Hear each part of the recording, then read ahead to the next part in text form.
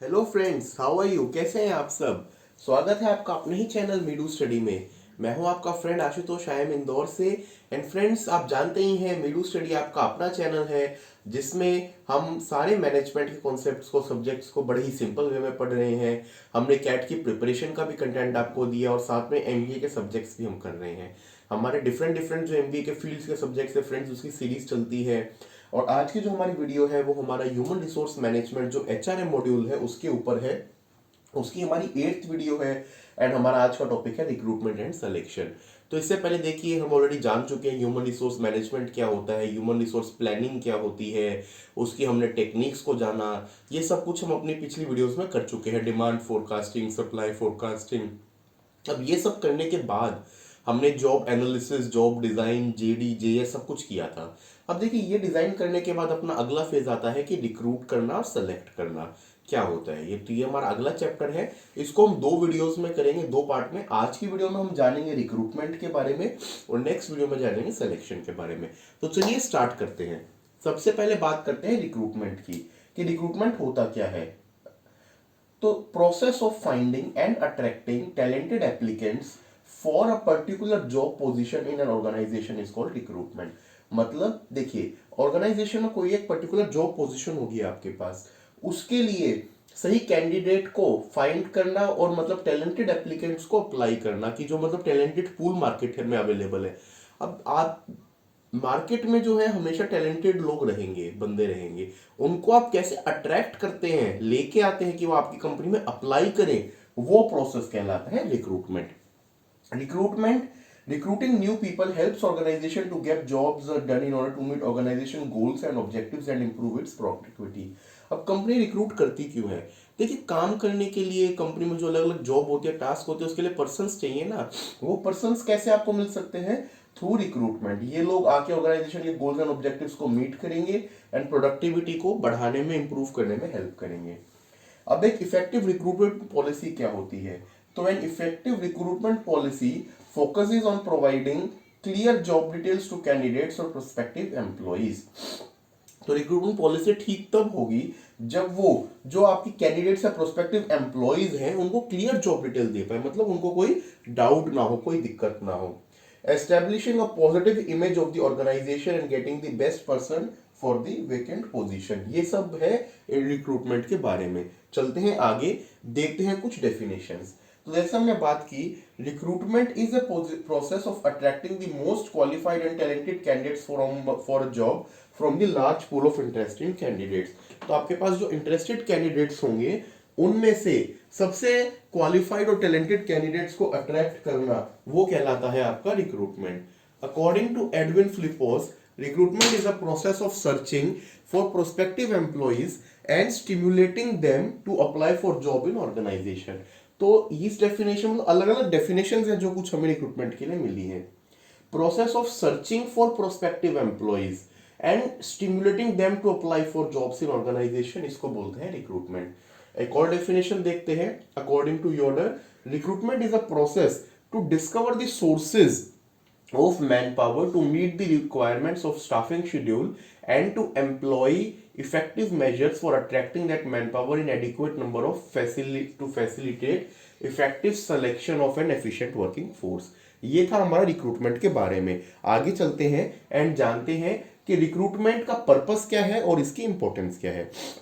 तो सबसे पहले बात करते हैं पर्पस की, जो इसके डेफिनेशन से हम लोग देखते भी आ रहे हैं।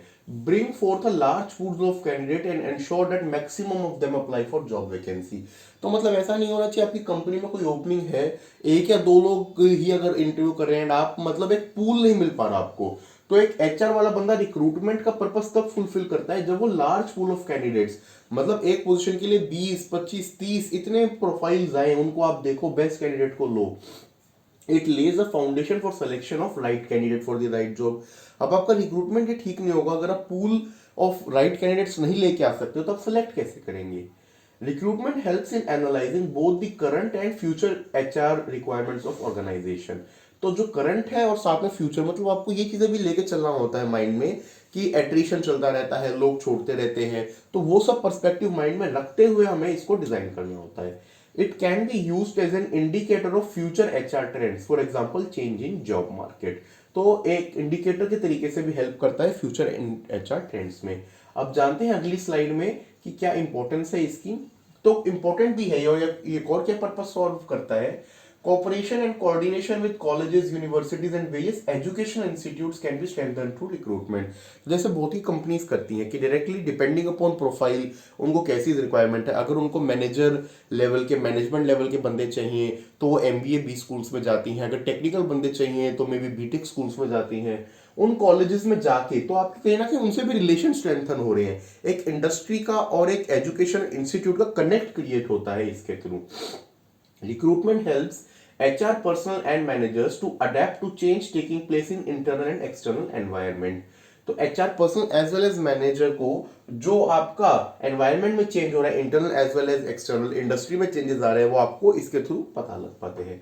Recruitment helps managers and HR personnels to manage job vacancies, जो कि इसका मेन पर्पस भी है कि जॉब वैकेंसी को हम लोग कैसे मैनेज करें। आगे चलते हैं, फैक्टर्स इन्फ्लुएंसिंग रिक्रूटमेंट। अब देखिए कौन से फैक्टर्स हैं जो रिक्रूटमेंट को इन्फ्लुएंस करते हैं। तो इसमें हम कुछ इंटरनल फैक्टर्स को भी जानेंगे एंड कुछ एक्सटर्नल फैक्टर्स को भी जानेंगे। तो पहली स्लाइड में हम लोग जानते हैं कि क्या इंटरनल फैक्टर्स है। पहला, recruitment policy of an organisation. देखिए ये तो डेफिनेटली इफेक्ट करेगी रिक्रूटमेंट को कि कंपनी की रिक्रूटमेंट की पॉलिसी कैसी है। It outlines the objectives of recruitment and provides a structure for recruitment programme.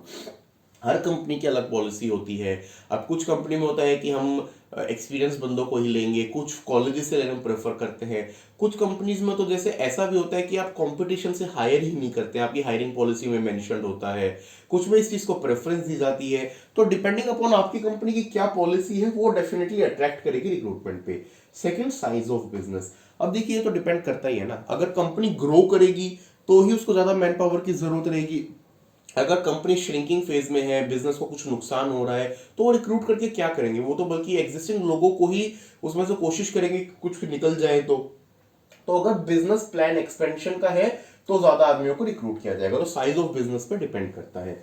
Next, recruitment cost. अब देखिए रिक्रूट करने में कॉस्ट इन्वॉल्व है ही है, तो organization tend to use recruitment method that incur the lowest cost per candidate. अब बहुत महंगे तरीके हो सकते हैं कि आप बड़े हाई फाई कंसल्टेंट को या जो इस चीज में एक्सपर्ट होते हैं फील्ड में उनको डिप्लॉय कर दीजिए, बट वो कॉस्ट टू कंपनी ज्यादा होगी उसमें।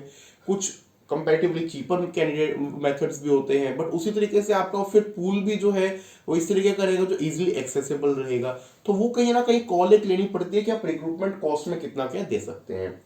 And next, human resource planning क्या है। एचआर प्लानिंग ही आपको आइडेंटिफाई करने में हेल्प करती है कि करंट वर्कफोर्स में क्या गैप है जिसके बेसिस पे आप रिक्रूटमेंट करेंगे। चलिए नेक्स्ट उसमें चलते हैं। ये हमने एक्सटर्नल फैक्टर्स देखे, अब जानते हैं कुछ इंटरनल फैक्टर्स को। तो हमारे इंटरनल फैक्टर्स को देखते हैं नेक्स्ट स्लाइड में। हाँ, वो इंटरनल फैक्टर्स है, सॉरी। अब चलते हैं अपने एक्सटर्नल फैक्टर्स पे। तो एक्सटर्नल फैक्टर्स में पहला फैक्टर आता है आपका labour market. Availability of labour in the location of organisation included its recruitment policy to large extent. तो आपके वहां पे अवेलेबिलिटी ऑफ लेबर कैसी है। अगर देखिए लेबर बहुत आराम से अवेलेबल है, कैंडिडेट्स आराम से अवेलेबल है, तो आपको उतनी दिक्कत नहीं आएगी, आपको नेगोशिएशन में भी इजी रहेगा। बट मान लीजिए वहां पे कैंडिडेट्स ही कम अवेलेबल है, तो उस केस में आपके पास ऑप्शंस भी कम हो जाएंगी एंड हो सकता है कि आपको सही कैंडिडेट को लाने के लिए, क्योंकि उसके पास फिर कम कैंडिडेट्स होते हैं। देखिए डिमांड सप्लाई वाला कॉन्सेप्ट है, कैंडिडेट्स कम होंगे, उनके पास ऑप्शन ज्यादा होंगे, तो एक कैंडिडेट चूज कर सकता है फिर, तो आपको फिर उसको अट्रैक्ट करने के लिए उस तरीके का ऑफर देना पड़ेगा। ठीक है। नेक्स्ट आता है इमेज या गुडविल। आपकी मार्केट में इमेज या गुडविल कैसी है। Positive image and goodwill of organisation helps to attract people easily. आपकी मार्केट में इमेज अच्छी होगी, गुडविल अच्छी होगी, तो डेफिनेटली कैंडिडेट्स इंटरेस्टेड होंगे अप्लाई करने के लिए। पॉलिटिकल, लीगल, सोशल एनवायरनमेंट, जो वेरियस गवर्नमेंट रूल्स हैं, रेगुलेशंस हैं, वो कैसे हैं, ये सब कुछ भी बड़ा क्रिटिकल फैक्टर हो जाता है। और level of competition, high level of competition force organisation to change their recruitment policy. अगर बहुत ज्यादा मार्केट में कंपटीशन है तो उसकी वजह से भी आपको चेंज करनी पड़ सकती है। अब हमने जाने इंटरनल एंड एक्सटर्नल फैक्टर्स। अब हम देखते हैं अपनी अगली स्लाइड में कि इंटरनल सोर्सेज ऑफ रिक्रूटमेंट क्या है। अब सोर्सेज ऑफ रिक्रूटमेंट में इंटरनल भी हो सकते हैं, एक्सटर्नल भी।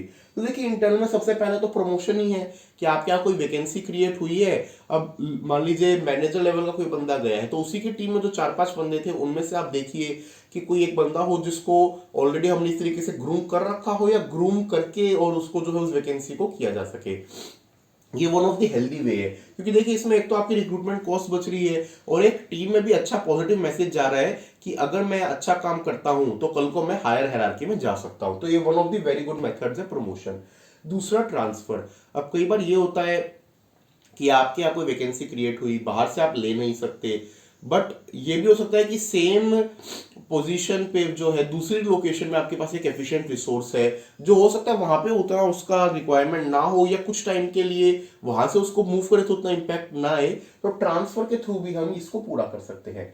फिर एक मेथड होता है जो मोस्टली बड़ी कंपनीज में तो डेफिनेटली यूज होता ही होता है, कि वहां पे इंटरनल एडवर्टाइजमेंट्स या जॉब पोस्टिंग होती है। तो एक पोर्टल होता है जिसमें इंटरनली जॉब पोस्ट होती है, तो कोई भी जॉब क्रिएट होती है उसमें देते हैं कि देखिए इसके लिए हमें ये स्किल्स सेट चाहिए, अगर आपको लगता है कि आपके पास ये है या आप इसको डेवलप करके इसमें आना चाहते हैं तो आप इसमें अप्लाई कीजिए। फिर फॉर्मल एम्प्लॉइज, जिन एम्प्लॉयज ने ऑलरेडी काम किया बट किसी रीजन की वजह से अगर स्विच करके चले गए, कल को आपको रिक्रूट करना है, आपको अच्छे कैंडिडेट नहीं मिले, तो आप डेफिनेटली अपने फॉर्मर एम्प्लॉयज को तो कॉन्टैक्ट कर ही सकते हैं। एंड लास्ट आता है एम्प्लॉय रेफरल एंड रिकमेंडेशन। ये भी बड़ा इफेक्टिव मेथड है। काफी कंपनी में तो इवन एम्प्लॉय रेफरल पॉलिसी भी होती है। इसका मतलब होता है कि आप अपने किसी फ्रेंड को, नोन को, पर्सन को रिकमेंड कीजिए, अगर वो सेलेक्ट होता है तो आपको भी कुछ बेनिफिट मिलता है, और आप किसी को रिकमेंड कीजिए। तो ये सारे मेथड से हमारे internal promotion, transfer, job posting, formal employees and referral and recommendation. अब जानते हैं कुछ एक्सटर्नल सोर्सेज ऑफ रिक्रूटमेंट पे। तो सबसे पहला आता है मैनेजमेंट कंसल्टेंट्स, जो बंदे स्पेशलाइज ही इसमें करते हैं। आप उनको अपनी रिक्वायरमेंट बताइए, बजट बताइए, एंड वो आपको पूल ऑफ कैंडिडेट्स ला के देंगे। पब्लिक एडवर्टीजमेंट्स, न्यूज़पेपर्स में, पब्लिक मीडिया में ऐड निकालिए।